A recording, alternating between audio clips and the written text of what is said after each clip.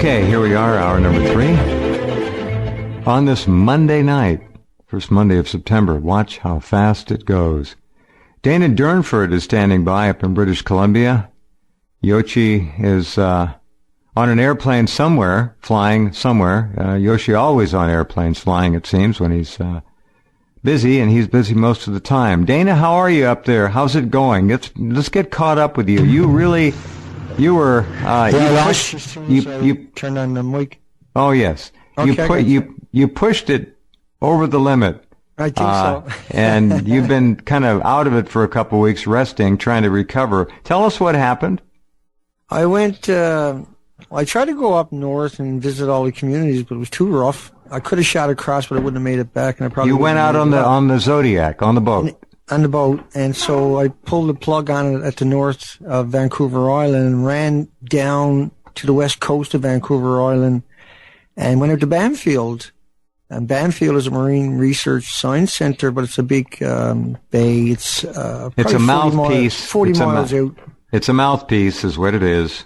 And so I got, it's about a 2-kilometer hike up to the research center from the community of Banfield, which is a population of about 100 people. And really, how big is this Banfield? How many people are employed there? Oh, Banfield's huge. It's 71 universities supporting it. I don't know how many people are employed there, but it's a sprawling 1-kilometer facility. Right. It's one kilometer from the gate to the office. There's a sign there that tells you 1 kilometer. But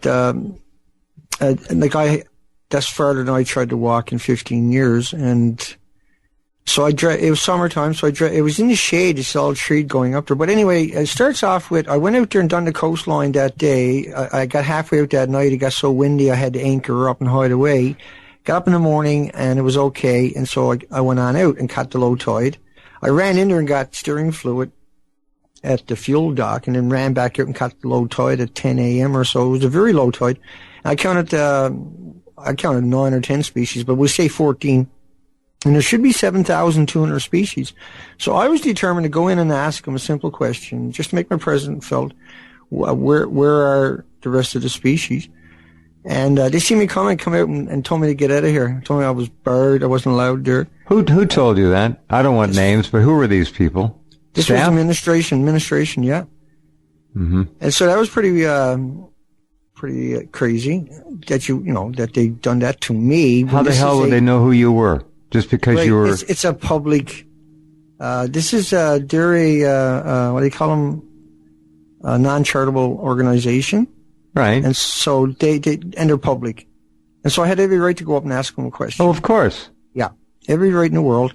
And I exercised that right, and for that I was humiliated and chased off the property. And there was 2 students, I guess, or something, faculty, were just outside the building, and I asked them, "Do you ever seen anybody get barred from this facility?" And they begrudgingly answered me. But I had asked them, "How many species are they supposed to have out there?" And I said 7,200. He said, "How many?" I said 7,200. He said, "What are they?" This is, at the facility. And so, me, I just rattled them off the majority of them. Uh-huh. But the Arrogans and that hubris. But anyway, on the way back, both legs gave out. And I ended up I was just at that pinnacle where I was on the other side of a hill. It's a very steep hill. Anybody coming over would have ran me over most likely. But a truck came over and seen me and stopped. This was forestry. And I was paralyzed with pain at this stage. I couldn't get in the truck, and when I finally got in the truck, I was in so much agony, they couldn't move the truck. I was screaming in pain for a good 5 minutes. All the way to the wharf, I was screaming in pain, agony, and then I went out and anchored off and went to sleep out of it when I finally got out there. But when we got back to the wharf, I fell down on the ground for 7 or 8 minutes, couldn't move, and that was really something, and that just took the entire good out of me. I came home and tried to recover. And it was a slow, I'm recovered as far as I'm concerned. You have leg braces, right? No, I'm standing on my own. I was in a hospital bed 10 years and 5 years in a wheelchair trying to get out of it. So you don't have to wear the braces now, but you've got to go very carefully. I got it. Yeah, my bones are very fragile on top because of the injury. It was a diving injury. I'm full of bubbles from my bones and body. But anyway, so there was 14 species. And say there was a couple of hundred boats there, sports boats. There was no birds flying over them, no birds alongside them, no birds in the water or something like that. And there was a group of 250 seagulls was on a rock, and they weren't eating, they weren't pecking at anything. They were all just sat there. It was the strangest thing you ever saw. And I seen one whale, to me, it looked like it was really skinny. And there was the big salmon run goes up Port Alberni, up that major area. It's a huge run. Mm-hmm. And it's a well-known spot. And so the insects were next to nothing. It was really hard to find anything on the 5 algae. And so it was surreal. That's the end of it, for sure. Algae are the oldest life form perhaps on the planet, certainly in terms of vegetation. They've been around for 3 billion years. And that's why this bio-superfood is so effective. Dr. Kiryak, the Russian scientist after Chernobyl, worked and created this combination of 4 of the most potent algae, red, yellow, blue, and green, on the planet. And they help detoxify, they can chelate radiation out of you, but they also build your immune system like nothing else. And he was on last week. We talked about that. You mentioned algae, and they're going to be around. They're tough. They've been around. They'll probably be the last to go, if anything, if they go at all. But that's interesting. Well, there's supposed to be 700 species out there. In there's particular, there's less than 6 or 7 at best. And they were the same ones throughout the whole coastline. They're the hanger on. Yeah, that's the end of it, though. They can't survive. And so it's unbelievable that we're still talking about it in this context where this planet has not gone to battle against Japan's reactors. 5.5 years, Dana. Yeah. 5.5 years. And it won't go another 5.5. No, it won't. We're still talking. I still get email from people. Thank you. If you want to report in and tell me what you're seeing or not seeing in terms of bugs, insect life, where you are, especially birds. I can go outside where I am in Oregon, and there are trees and everything. Not hear one bird. Nothing. No birds. And I don't see any ants anymore. I saw one ant today. I used to see different species of ants, hives, colonies of them. No more. I don't see any insects to speak of. No flies, no house flies. This is nothing left. A few dragonflies. Of course, they've been around forever too, but not many. There used to be dozens and dozens and dozens. Now you might see 1 or 2. So it's all. Probably thousands of species, thousands and thousands. Yes, and thousands. Absolutely. They're all gone. They're not there. And you look at car. I looked at car windshields whenever I go where there are other cars, parking lots where they don't have squash bugs on them. No bug splats on them. Everybody gets that. Everybody understands that one. That's something that resonates, don't it? Yeah. The insects on the windshield. Yeah. Now, if you look in the Fukushima catastrophe box, radiation, on the right column at Rense, and the very top story is bugs and birds are gone. And you can read the emails from people. And if you'd like to contribute, by all means, write up your observations and send them in. Right, and then the mountains with the glacier ice is gone. That's such a significant one that is easy to identify for people. That's huge. And the global warming alarmists are not freaking completely out about it, using it as a tool to bludgeon any opposition. And so, because they know they can't trace it to anthropogenic in the context of like cardboard, tin cans, and pop bottles. It's a direct result of the emissions from the reactors in Japan.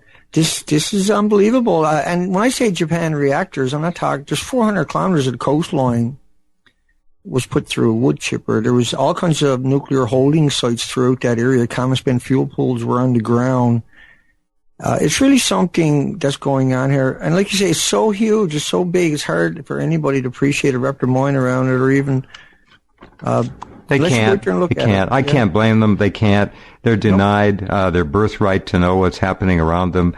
The government lies. And as we know, the government measures all the time. The water, the air, they know what's going on. Right. They're not going to tell us. They did so. The U.S. sailors, I mean, they weren't rescuing people 100 miles offshore like they claimed that these sailors were 100 miles offshore. No. They were in on the beach. They were in planes. They had a dozen jet engines had to be changed because of radiation. These people were right in the thick of it. The helicopters, the crews were picking people right off the shoreline. And so they were going in on the beaches with these big vessels. There was many vessels were sent down there. It wasn't just the USS Ronald Reagan. Correct. Yeah. And so they got massive. They only needed one dose. They didn't need to be there all day, every day. They only needed to be there a minute and get into those plumes. You know, an interesting story was that the sailors on the Reagan, the digital watches, they all stopped at the same time.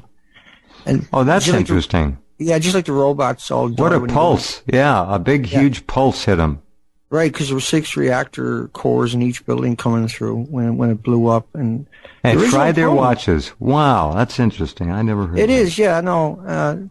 So a lot of people, it's described a lot of the times as the original plume is not as bad as the original plume. Well, nothing will be as bad as the original explosion, but this thing just keeps melting. There's a story out there right now about safe release TEPCO advisor says for the water into the ocean. And this is by a known crank, Dale Klein. And Dale, I'm doing a video on him, but one of the things he says to the NRA staff, because he's NRA, he's a nuclear scientist, he says the safest plane never flies, the safest car never drives, and the safest nuclear plant never runs. In other words, he conflates them together, but the reply for that would be, we don't need terrorist laws to protect the plane crash, and we don't put cars in sarcophagus for millions of years, and we don't have the technology to stop Chernobyl, but we'll invent it soon because we have to deal with Fukushima before it kills this planet. Well, it's too late for that one anyway, but this is what you're up against, these public speakers. Now, the same person is now saying, because he's TEPCO's advisor, that it's okay to release the radiated water. I mean, in one sense, they kind of got to it because they got to stay on the site. And in another sense, they can build facilities and transfer the water there. But on the other side, that if they have a big earthquake, there are all these things, because we know it's duct tape and plastic pipes. It falls apart. You won't be able to get back on the site. That's right. They're going to dump. They're probably already dumping those tanks at night. I believe so. I don't believe there's anything in the tanks. I think they're all empty. And if they are full, they're full of just normal water that they piped in there to fill it up so that nosy people... Or seawater, something. Who knows? Well, the neutrons and the X-rays coming out of this stuff, see, you can't walk past it. Even those big steel containers can't contain it. Because the elements are so... and there's particles of the rods, of the pellets and everything else going into those tanks. You're sucking it up. From the reactors. They're pumping water down through the reactors. They're sucking it back up. And so this is unbelievable stuff. Like you say, there was workers who had their legs burnt from just walking in it a couple of years back. We don't get any more reports of anything at Daiichi. Nothing. We used to get reports from some of the workers who would quit, or at least they'd try to get the word out. We don't hear anything anymore. Workers usually die shortly after anyway. Most of them are all gone.